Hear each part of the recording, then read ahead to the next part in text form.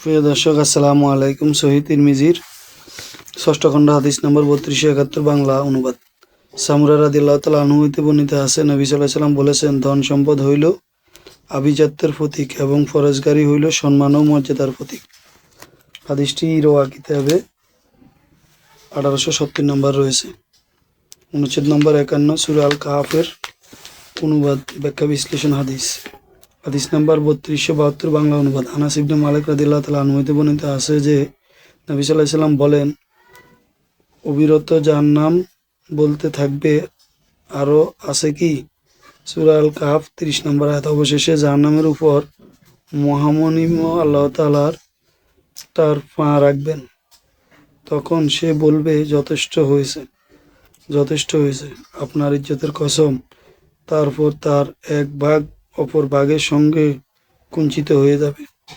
হাদিসটি সহিহ জিলালুল জান্নাত কিতাবে 531, 536, সহিহ বুখারী, মুসলিম হাদিসটি রয়েছে। হাদিস নাম্বার 3273 বাংলা অনুবাদ। আবু ওয়াইল রহমতুল্লাহ আলাইহি হতে বর্ণিত আছে, তিনি বলেন, রাবিআ গোত্রের এক লোক বলেন, আমি মদিনা পৌঁছানে রাসূল সাল্লাল্লাহু আলাইহি সাল্লামের নিকট উপস্থিত হলাম।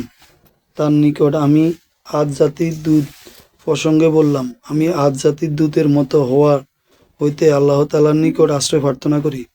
রাসূল সাল্লাল্লাহু আলাইহি সাল্লাম প্রশ্ন করেন, আদ জাতির দূতের কি হয়েছিল?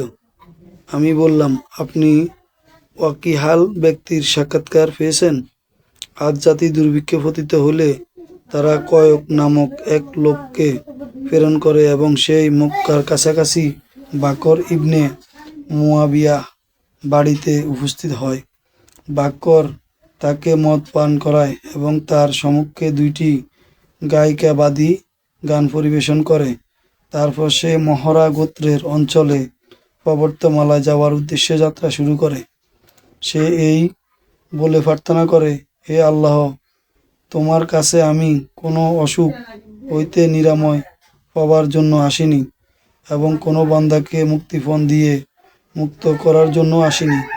অতঃপর আপনার ও এই বান্দার আপনি যত পারেন বৃষ্টি সিক্ত করুন এবং এর সঙ্গে বাকর ইবনে মুয়াবিয়াকেও সিক্ত করুন। বাকর তাকে যে মদ পান করায় সে তার কৃতজ্ঞতা জ্ঞাপন করছিল।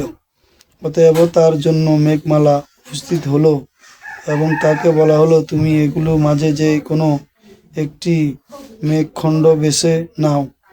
সে মেঘমালার মাঝ হইতে এক খণ্ড মেঘ, কালো মেঘ বেছে নিল।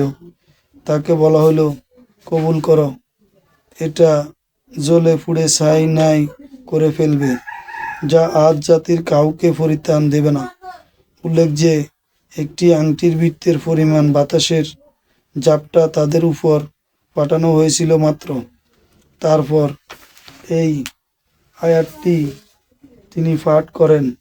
অনুবাদ: তাদের উপর যখন আমি বিদ্বেষী বায়ু পাঠিয়েছিলাম, তা তখন যা কিছুর উপর দিয়ে বয়ে গিয়েছিল সমস্ত কিছু চূর্ণ বিচূর্ণ করে দিয়েছিল। সূরা জারিয়াত 41 থেকে 42 নম্বর আয়াত। হাদিসটি হাসান।